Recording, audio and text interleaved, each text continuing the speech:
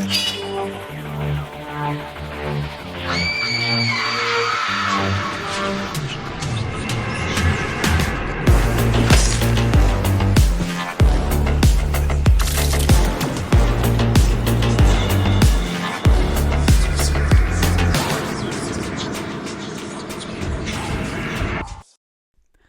up, guys and ghouls, and welcome to another episode of Fright Mic. I'm Liz. I'm Sam. And today we are still talking about medieval horror, our favorite. Of course.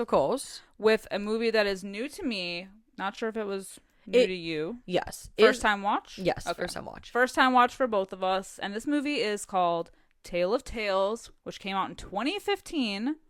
Crazy. And I had never heard of this movie before in my life until you brought it to my attention. I think this is our final medieval movie too. It is. So what a way to sad. end. I know. So this movie had been on my radar for, I want to say, probably the last 2 years. It's like you and I watch so many horror movies, and I have so many streaming services that I had seen. So back, when did it air? Did it air in 2013? I used to watch a show called The White Queen with Rebecca Ferguson. Love her. But so I watched The White Queen when it aired, and it was on Stars or Showtime. I can't remember now. I think it was Stars. Okay. And so I had downloaded Stars and was watching these other medieval shows, and then it was like a free trial. So long story short, because I had been watching all of this content, this movie was recommended to me. And I love Selma Hayek. It had John C. Reilly, Vincent Cassel. Like, it has like a big stacked cast of people. And I was like, oh shit, I'll put this on my my queue or my watch list or whatever. And every time I'd go to watch it, it was like one of those things where it's like, you have something on your queue for so long, but you're never like, this is my moment. Yeah. But I just kept looking at the cover, and I was like, one of these days I'm going to watch this. And it finally, like 2 years later, the whole thing, by the way, when I mentioned The White Queen, was because I had been rewatching it. Okay. Because I originally watched it when it aired, and when I saw it was streaming, I was like, oh, fuck, I want to rewatch that. Yeah. So when we were doing Medieval Month, I was like, we gotta watch this. Moment. This is the moment. This is what I had been waiting for like fucking years. But then I was nervous too, because I was like, what if it's not medieval? Yeah, like, what if it's not medieval? And what if it sucks? Because like that's the other thing too, Well, we did look at the runtime and we were like, oh, yeah, 2 hours, 14 minutes. What if it sucks? But I have to say, and I this is something like I know that we talk about a lot, is like how these movies can be too long sometimes. I feel like this was the fastest 2 hours and 15 minutes of my life. I agree. I don't know what it was. I think it was because like this movie is laid out like almost kind of like an anthology. It's like broken down into 3 different stories, and we go back and forth between them as we're watching. So I don't know if like that helped like lend to the runtime feeling like it was flying by. I don't know what it was, but either way, like, and I actually love that it was like that. And then they, at the end, they kind of all come together. Yeah.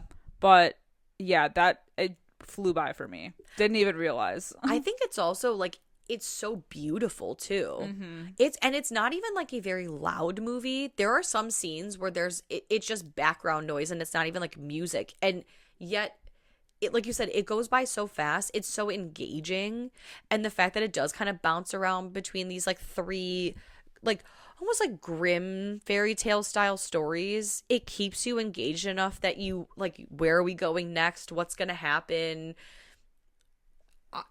I was blown away. Yeah. I was blown away by it. No, I agree. I think, and each story is so different, but also, and weird, but also interesting. Yeah. Like, I don't think there's no misses here. I agree. And I like how they all kind of come together at the end anyway. But yeah, I don't know. There was just something about it that made it so engaging. Mm-hmm. Like, it never lets up. There's like a magic to it. I don't know what it is. It's a sinister magic, though. It's sinister magic and a lot of consequences of actions and gruesome, dark things happening. It's the lessons to be learned. It's the Grimm's fairy tale of it all. Most of them suck. Yeah. Yeah. But it's all good fun. So I think for the purposes of talking about this, even though we go back and forth between the stories, I think we're just going to like leave it as we'll just talk about each segment as it is and then break it all down at the end because I think that's easiest. I think it'll help the flow better. Yeah. So, Tale of Tales currently has a 6.4 out of 10 on IMDb. Has an 84% on Rotten Tomatoes. Interesting. So that's pretty damn good. It is. Pretty damn good, I'd say. So, our first tale, The Enchanted Doe. It's, this one, I don't know why, maybe like kind of sad. Yeah. Which, by the way, so this segment stars John C. Reilly and Selma Hayek As King and Queen. as King and Queen Long Trellis. John C. Reilly has one of the top billings in this movie, But he dies immediately. He literally dies within the first 5 minutes of the movie. It's awesome. Yeah, so he's the king, she's the queen. They can't conceive a child. So a necromancer tells them that if the queen eats the heart of a sea dragon cooked by a virgin, she will get pregnant, but it will be at the cost of a life. And I swear to God, I wasn't sure if this was going to be like more humorous or whatever, but as soon as this dude says this, I was like, oh, they're going to be like, okay, yeah, fuck you, buddy. Yeah. Yeah. But then I'm like, oh, we cut to the next scene where he's actually going. I'm like, oh, He's okay. suiting up to go. Never in. mind. Yes, and he's dressed in like one of those classic, like scuba diver, old school. Yeah. Marine wear. Yes. Well, and also, so when the necromancer says it'll come at the cost of a life, Selma Hayek says, "I'm willing to die just so I can feel a life grow inside me." And I thought, when John C. Reilly goes to the bottom of this body of water and kills this sea dragon, the sea dragon ends up taking him out and killing him. Not before he takes out that sea dragon, though, and they get that fucking sea dragon and cut the heart out. I thought that was going to be the sacrifice, and then the end, I was like, well. Interesting. Look at that. It ends up, But so it's weird. So the virgin has to cook this heart, and she has to be alone when she cooks it, is the stipulation. Really quick though, when he dies, I feel like she just doesn't give a fuck. No, she certainly doesn't. Like she like glances over at his body, is like, I think that's the whole thing too, is that so when we first meet them, they're in a court. There's all these gestures, trying to perform for them. And John C. Reilly, he's having a good time. He keeps looking over at her to make sure she's having a good time. She ain't. She's miserable. And she runs away when she sees one of the performers is pregnant. He runs after her. He's calling her my love, whatever. He's like, he would do anything to make her happy, up to and including dying for her. And she steps, right over that corpse. That corpse is still hot. Yep. And she said, pfft, even at his funeral, because she's not even looking at him at his funeral. Not at all. She said, pfft, to this guy. Yeah. Because the virgin then prepares the heart. She eats the heart. And we see not only does she fall pregnant within the night and gives birth, but the virgin that makes the meal is also pregnant. She grows like an Instabelly. It's yes. Like The Sims. Yes. Same with the queen. But the shot of her eating the heart, Beautiful. oh my God, it's so good. Like the room is stark white. And then you have Selma Hayek, who's in like a black dress, and she is just like going to town on this heart, and it's bloody and it's everywhere. Oh, It's awesome. it looks great. That's the thing. Like this whole movie needs to be in like MoMA or something. I don't know. Like it's so Throw it in the beautiful. Smithsonian. Yes, it's so fucking beautiful. Throw This it should in 4K, be. man. You had to show this in like a cinematography class. Like this is how you shoot a movie. Well, yeah, because we have so many. Because we are shown 3 different castles that all look different, but the shot of each castle is so unique. There's like a ton of like empty space around it, and then it's like there's always like it's like at the top of a hill or whatever. Right. I don't know. There's something about it that's just, and it's so quiet. It's so quiet. It's like a peaceful Very movie. serene. And like there's so many beautiful. It's like The tracking landscape shots. The landscape like shots and the tracking shots. Yes. Like this movie, the word I would use to describe this, other than like ethereal and beautiful, it's like smooth. Yeah. It's like the surface of an untouched like pond. Yeah. It's fucking smooth. Yeah. Oh, it's so good. It does something to the soft parts of my brain, Like, oh, It tickles me. it does. Yeah. So anyway, the birth of 2 boys, Jonah and Elias, happen the same night, and they look identical despite the fact that they were born from two different women on the same night.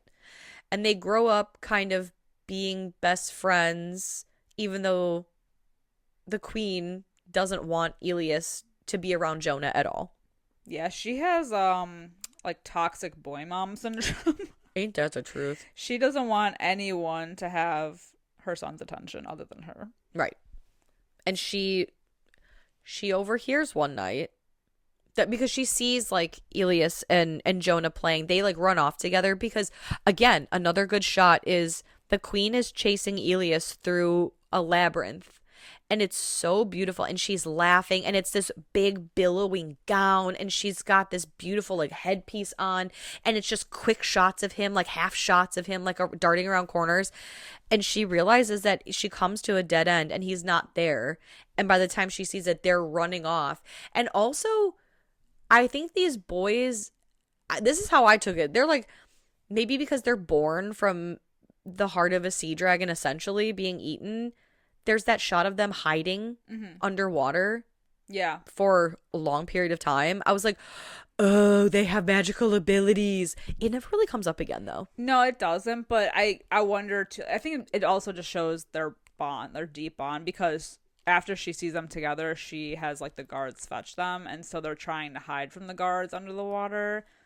And they're being sneaky. So that's just, like, going to show their little bonding moment. Of course. But yeah, I thought maybe it would come from something too, especially because they made such a big deal about the sea dragon aspect of it.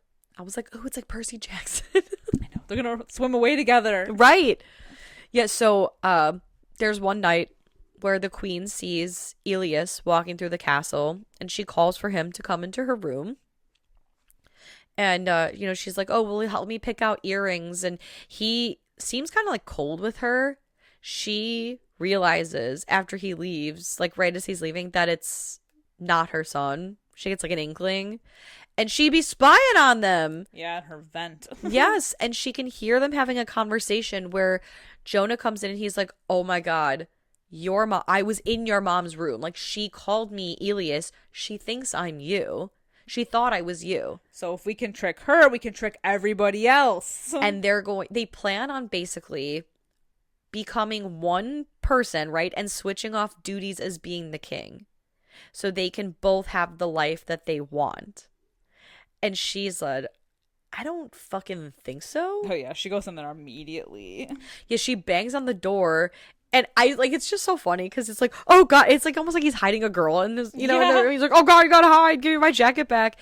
And she, she's like, no one will ever love you like I love you. Yes, because he goes, what do you want? She goes, nothing. What's going on in here? Yeah, exactly. Yeah, she says, no one will ever love you like I love you, and says, even though you were in me for only a day, you still take after me.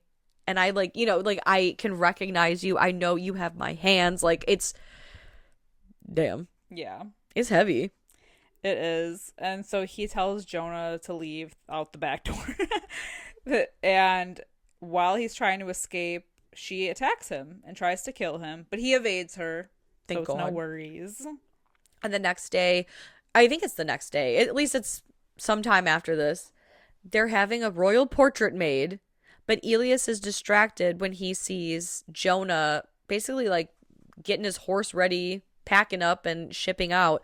And he leaves the portrait session to run after him. And he says, where are you going? Why are you leaving? Is your king like a demand that you stay? And he says, I can't. I can't stay here. And he takes him to this spring near a tree. And he says, if you see the water running clear, that means I'm okay. If it's muddy, it means I'm in trouble. And if it's dried up, that means I'm no more. And so he keeps watch on this spring until one day he sees it run red with blood. So he sets off to find him. And he comes across I guess like a village, right? And where he has a whole ass family, a whole new family. Oh, Jonah? Yeah. Uh-huh. Because they rush at him. And like this girl specifically. Yeah. She's like, oh my God. Like, I can't believe you're back. I always knew you'd come back. I can't believe it. And he's like, Where was I? Yeah. How long was I gone? And where was I gone for these 5 days? And she's like, you were in the forest for 5 days? And he's like, hey, real quick, why was I there? It's so conspicuous. And the queen searches for him and can't find him at all. So she seeks out the same necromancer that she called on before. And he basically shames her for separating what is inseparable. Yes. That they were never supposed to be separated. And she kept them apart. Tisk tisk. Yes. And she said, he said, well, in order to do this, you're going to have to make another sacrifice. And she goes, I'm willing, basically, I'm willing to do anything. Yeah, the whole violence for violence. Of course. Because her violent desire was to kill Jonah. Mm-hmm. And it will be met with violence. Of course. And so Jonah is, we find out that he's stuck in a cave. It looks like he fell, right, in this cavern thing. And Elias comes and we can hear him above. And so Jonah shouts for help. But while he shouts for help, he a creature comes out of nowhere. It's almost like this bat-like creature. But Elias comes to the rescue and is trying to get Jonah out. And the creature attacks Jonah, but Elias jumps in front of him and the creature stops. And they have this moment where they lock eyes. And it's one of those where you gotta wonder, did he know? Did Elias know? Probably. Because he takes a moment, takes a breath, and stabs the creature, who then succumbs to the injury and dies. And Elias and Jonah then go back to the village, where Elias drops Jonah off at the door. They share one final moment as brothers. But Elias knows that his life now is here. Mm-hmm. And so leaves Jonah to, I guess, a more fulfilling life. Exactly. While Elias goes back to the castle to rule in his place. And we pan back over to the cave where we see the creature now takes the form of the queen. Dun, dun, dun. So she literally dies for the baby. Yup. As it was foretold in the beginning. As she said she would. I don't know why that would make me kind of sad at the end. I was like, she just wanted a kid so damn bad. And a little too bad though. Yeah.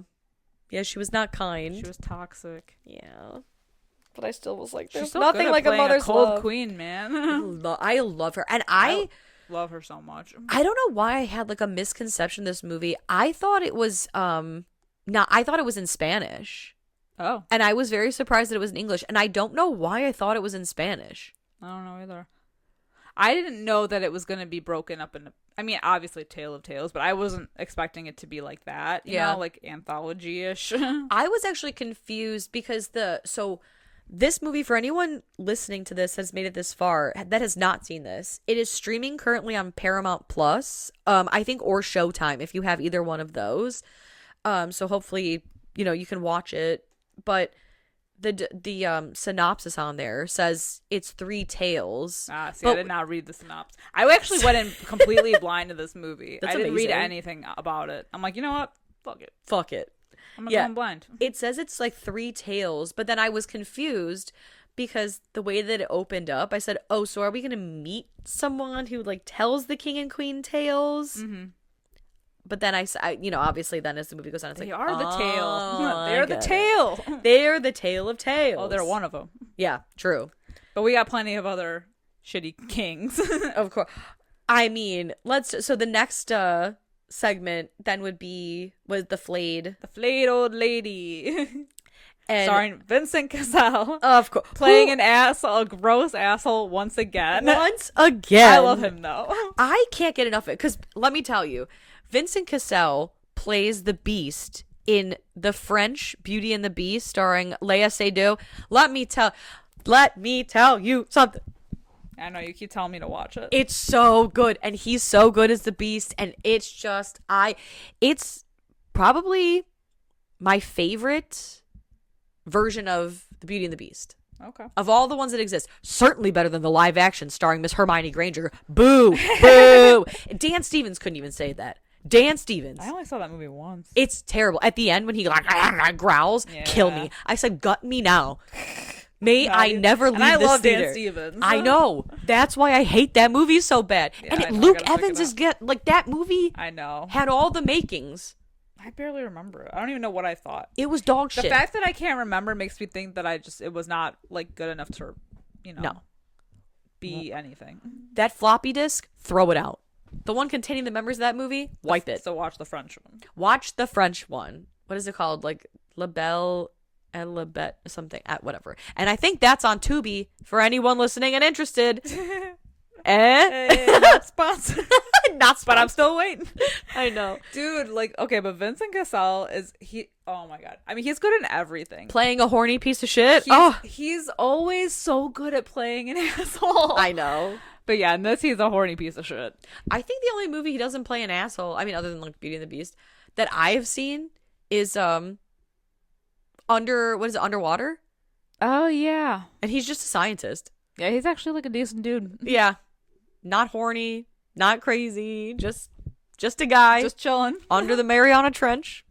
Or in the Mariana Trench. With Kristen Stewart. Yeah. With my girlfriend.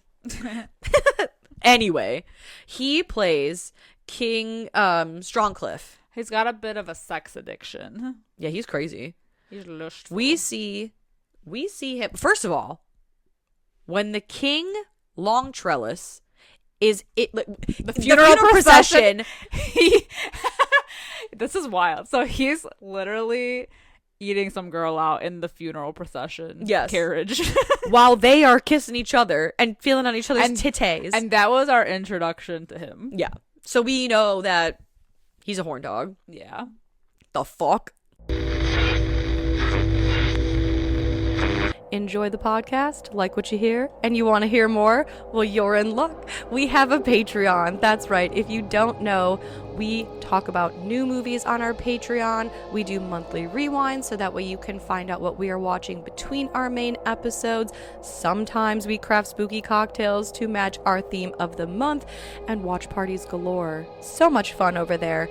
Head over to patreon.com/Fright Mic Podcast to check that out. Again, if you want to hang out with us a little bit more, then support us over on patreon.com/Fright Mic Podcast. And we'll love you forever. Okay, bye. So, yeah, I could not believe when he popped up and I was like, oh, God. Of course. There we go. Of course. Yeah. It all makes sense. And of now. course he is. Yeah, and of course. Yeah, so then when we finally, like, after we get out of that, so that's our intro to him in the, that segment. Our intro to him in his actual segment is basically him waking up after, like, a night of debauchery. Oh, yeah. And granted... Possible like orgy? every woman is sleeping and either like half clothed, not clothed, whatever, and he wakes up immediately trying to get some, and everyone is so like hungover and tired or whatever. I'll give him this. He is not forcing anyone. I'll say that. Yeah. Because there was that lady when he was grabbing her hooters or whatever and really trying, and she's like, fuck, like literally like fuck off and like batting her hand. And he finally gives up. Yeah, he does walk away. So I said, okay, all right. All right, a respectful horn dog king. yeah, A respectful king. But so he climbs up a tower, and he hears a beautiful voice singing, and he sees from a far distance what he takes as a young maiden, and he's calling to her. And he's like, how is it I have never seen you before? You're not even seeing her now. Dude is down bad. He's like, so are you down to fuck? Literally. She goes into like back into her house, and he's like, no, stop. Oh. But why would you do that? But what he doesn't know is that he's talking to one of two elder sisters. There's Dora and Emma. Emma, played by Moaning Myrtle. Hello, Myrtle. From the Harry Potter universe. Man, they look rough. They are gross. They're really, really nasty. Yes. I don't know what prosthetics they got going on. Looking like Clayface. Misty they look like hair. two old crone witches. No, literally. Oh, God, they are so gross. Like the wispy hair, the missing teeth. Kind of like the substance. Yeah. Like to me more at the end of the substance. Absolutely. Yeah. And- So she's like, come back in a week. Well, so because Basically. the prince. So first of all, there's a delivery at the door. There's a knock, knock, knock, and they're like, "Who is it?"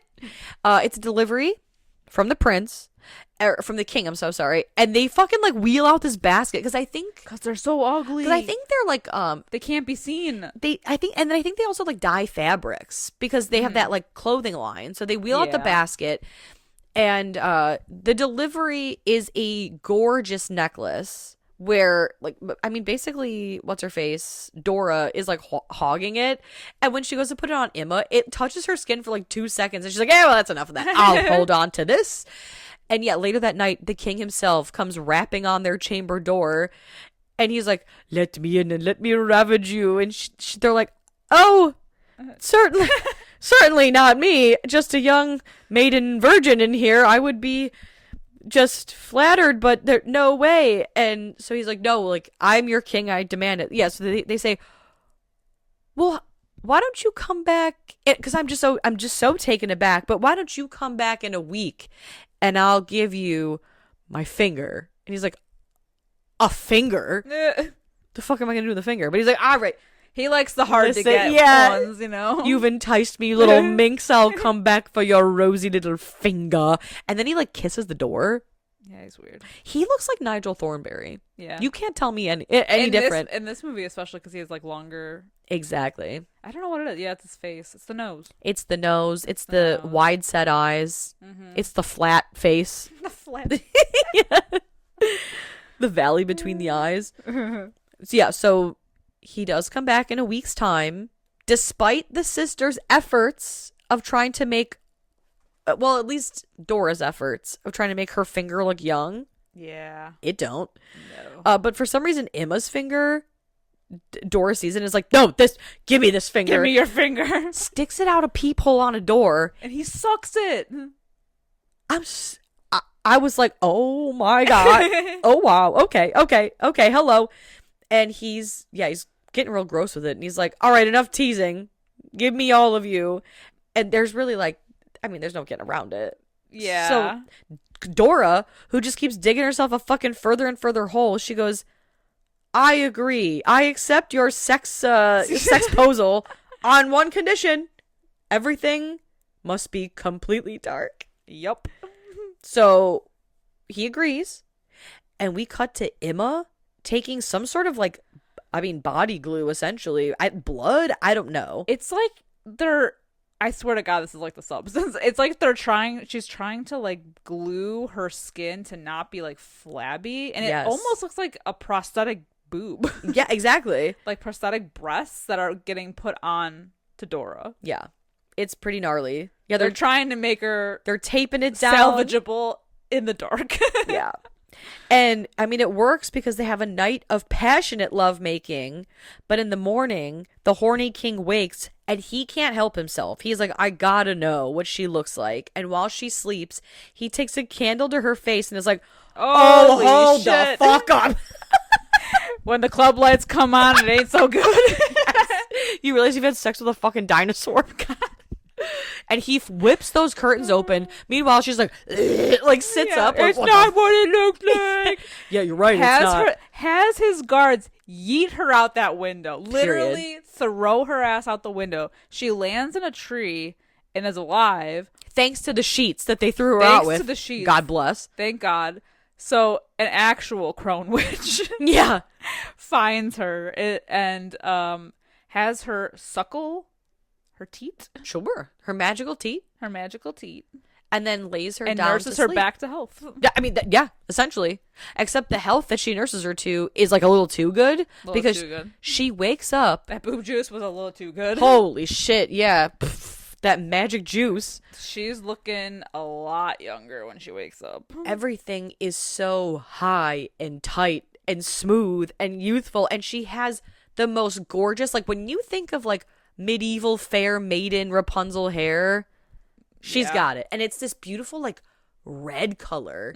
It is so beautiful. And the king is out hunting one day. He sees, I think it's like a black pig almost is what it looks like, shoots it and misses, and when he chases after it, he comes across her and they lock eyes.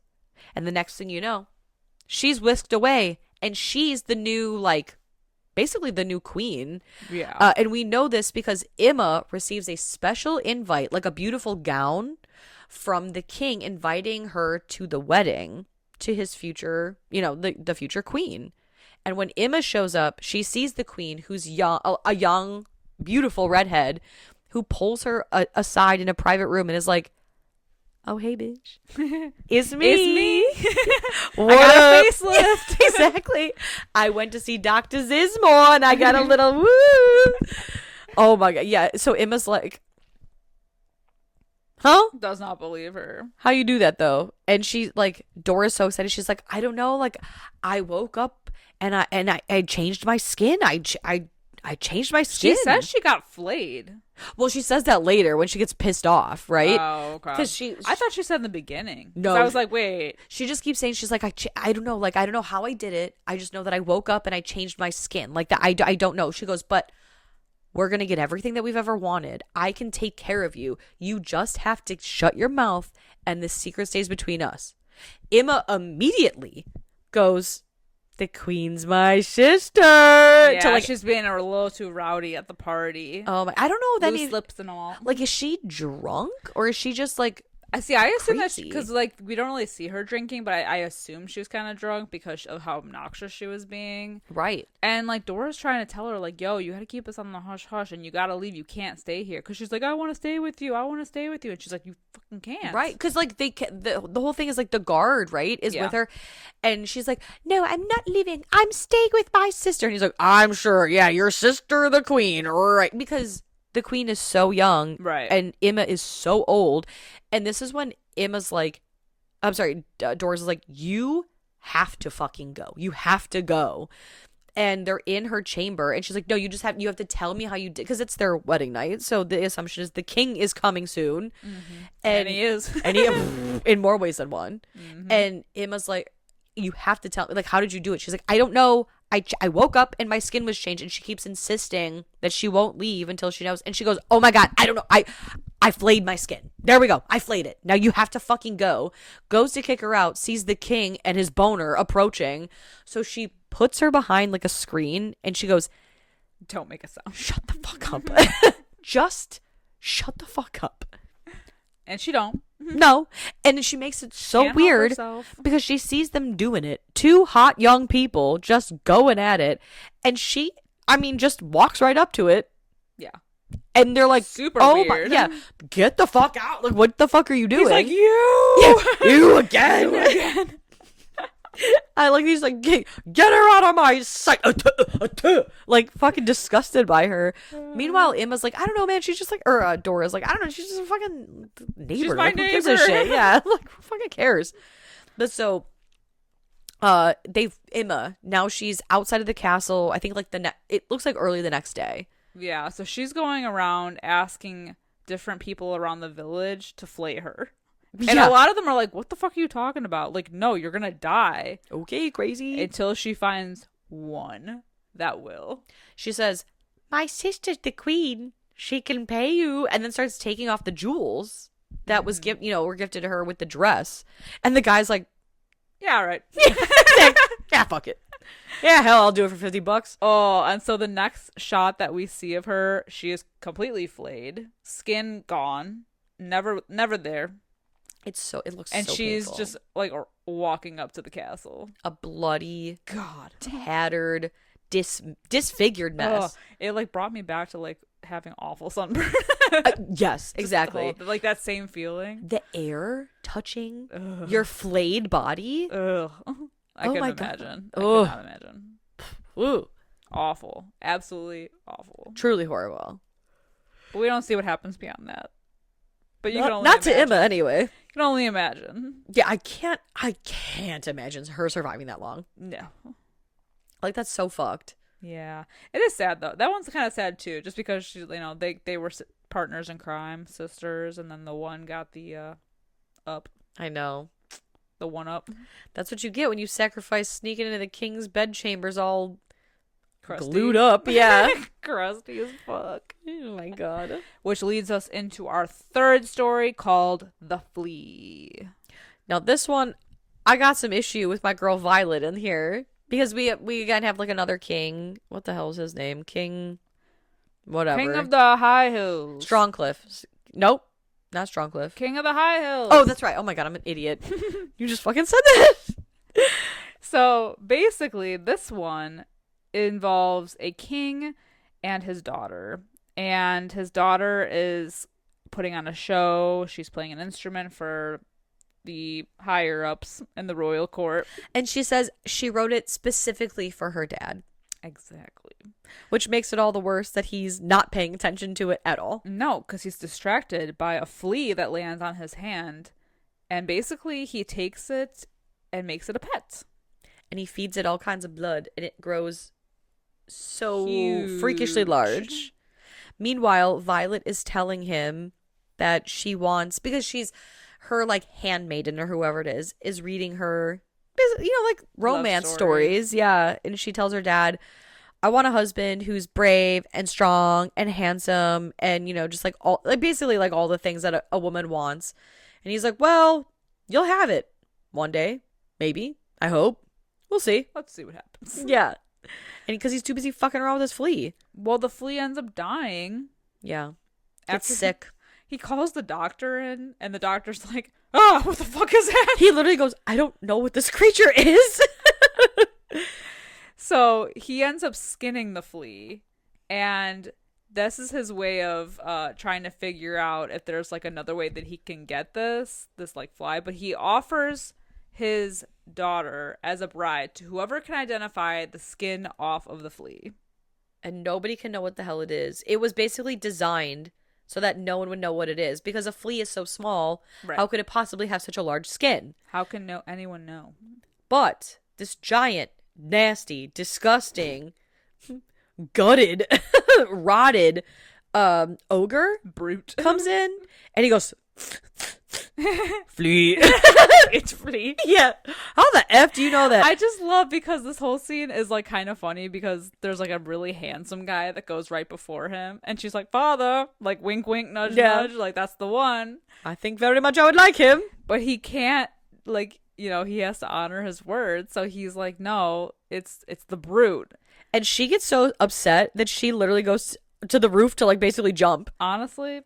But then the dad, what a shithead, because Yeah. he essentially tells her to stop having a temper tantrum, that he is the king and she must obey what he says. Mm-hmm. And she's like, damn, honestly, I wish I would have fucking like gone with my mom or died or some shit, because this is crap. But sure, yeah, king, I'll go ahead and uphold your fucking bargain for me, king, you piece of shit. And this brute climbs with her, like basically one-armed, climbs up this cliffside into his cave. His cave of bones. Yes. And I mean, we don't see it, Implied rape. but it's implied rape. Yeah. It's not great. And she's just miserable, and he goes out like hunting, and she's shaking these pelts and all this shit. But while he's out hunting the one day, she sees a woman across this big cavern, right? And she goes, oh my god, a human, you Save me. Yeah. Get me the fuck out of here. help me. And I do gotta say though, I love that this woman goes, what do you want me to do about this? Like, Yeah, like a giant help you giant how? cliffs on each side. Yeah, it's like a good 100 feet of just open air separates you from I. Yeah. What do you want me to do exactly? And she goes, where is the ogre that you're afraid of? She's like, well, he's out hunting. And this woman's like, hey, I got sons. I'll come back tomorrow. And wouldn't you know it, they're a family of acrobats. Ain't that just the neatest thing? We got 2 sons who are tightrope walkers. And so the next day, this boy, this tightrope walker, who is cute, by the way, signals for her to come. And while she's outside of the cave, like shaking out the furs or whatever, she goes. Carcass. Yeah, exactly. The rugs.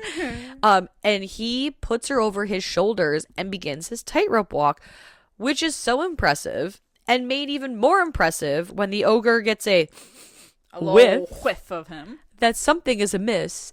And she, because she is a stupid bitch, I have just decided, she's on this guy's shoulders, Moving precariously around. balanced on this Moving tightrope. around Yes, a little too much. squealing and screaming. Yeah, I'd be like, woman, Yeah. knock it off. Yeah. And so the ogre, he goes, and I guess he like really wants his bride, because instead of just cutting the rope then and calling her a treacherous, treasonous tarantula, he starts, moving across the tightrope, Yep. trying to get after him. But they make it, and they cut the rope with him just in time. Ugh. And they escape, and they're in this little like caravan situation, and they're cutting up fruits. And I'm like, oh my God, she's gonna get with this little acrobat guy, and it's gonna be so cute. But no. God, no. Comes out of nowhere, like Jason Voorhees. and he looks like him too. Yeah, honestly, kind of. Yeah. With like, first of all, how did you survive that? But Yeah. second of all, just, that fall. yeah. He kills all of them except the whole young family. Yes, because like he kills the three of them in the cart, but Violet escapes with the mother and the son who was the tightrope walker who got her. And they're running through the forest. He unfortunately catches up to them, and he breaks both of their necks essentially. Yeah. And this is what got a problem with Miss Violet, because not only are you wriggle worming across that tightrope, but then you are doing absolutely nothing to help them. Either one of these people who saved your ass Right. get away from this ogre. Yeah, like they're in this position, dead. Yes. Because of you. Right. Who's doing nothing but going, ah, behind. And then you're not even like gonna run. You're not even gonna use the fact it's that the he's hiding. Yes. Why do people do this? I feel like they do this all the time in movies. Why are we hiding? Just keep running. right. You could outrun him. He's Yes. gigantic. Just run while he's unfortunately doing the neck breaking. Get a head start. Move. Yeah, because she ends up like kind of hiding in another little cave system, and he ends up finding her. Of course. And he's like, "Well, let's go." Back to the hovel we go. Yeah. But then she somehow gently seduces him. It's almost like Khaleesi in season 1 when she's with her barbarian. Yeah. And she's like, wait, no, let me do this. So she seduces him in a way Yeah. to a point that she is able to slit his throat. And thank God. Yeah, and thank God for it. And then she, off screen, cuts his head off. We know that she cuts his head off because she returns to the castle where all of the, what would you call them? Like the staff? The nobles? Yeah. They wake the king and they're like, your daughter has returned. Is not doing well. The king is very ill. Yes.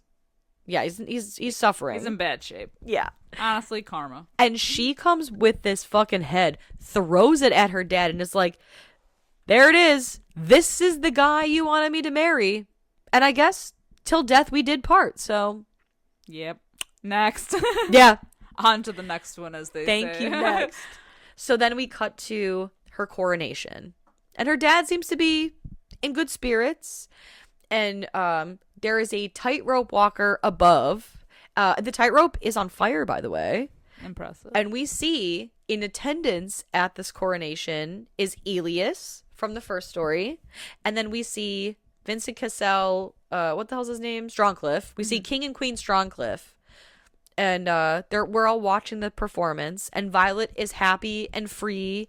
And I take it as that she's remembering the man that saved her. Yeah. So she could be free.